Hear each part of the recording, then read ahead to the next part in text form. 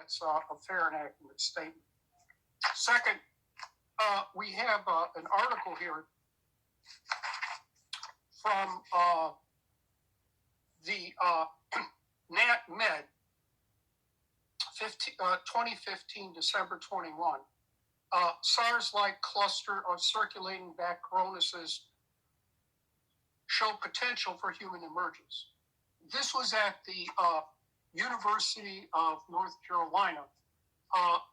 They in Chapel Hill. They have a biosafety lab, level 3 there, and I have previously condemned them for using gain-of-function work on MERS, which is the Middle East Respiratory Syndrome. It is like SARS, only more dangerous. It has a 33% lethality rate. And they were doing gain-of-function work there to make it even more lethal. Well, it turns out if you read the article, they admit that they were doing this with SARS, that they were giving it a gain-of-function activity. And it turns out part of their team was a researcher from China, Zheng Li Shi, Key Laboratory of Special Pathogens and Biosafety, Wuhan Institute of Virology, Chinese Academy of Sciences. And they gave a grant to the University of North Carolina to get their scientists in on this extremely dangerous Nazi-type biological warfare work. So it appears that what happened was, instead of stealing this technology, China bought it. And they bought it from the lab there at the University of North Carolina. They put their person in there. They took the technology and they brought it back to the Wuhan lab. It's right there. This fellow works for the Wuhan lab. And it also appears that the North Carolina lab got cells from Fort Detrick, which is the U.S. Major facility for the research, development, testing, stockpiling of biological weapons. Fort Detrick is the U.S. equivalent of Porton Down. So that's where they got some of their cells here.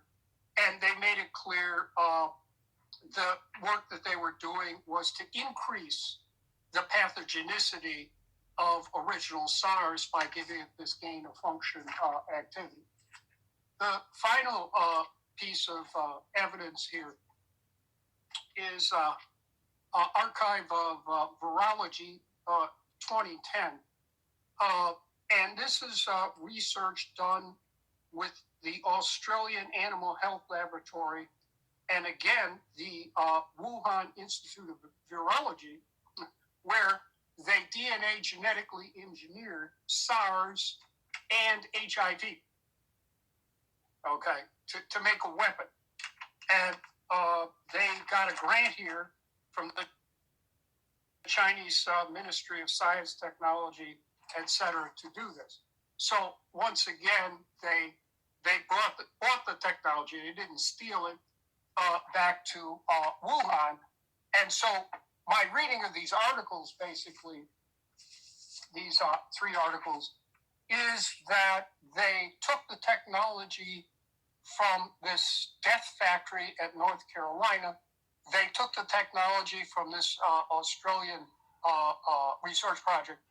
They brought it back to the Wuhan BSL form and tried to genetically engineer it all together as a sort of a turbocharged biological warfare weapon that would consist of SARS, which is already a weaponized coronavirus, gain-of-function properties, and HIV. And as you know,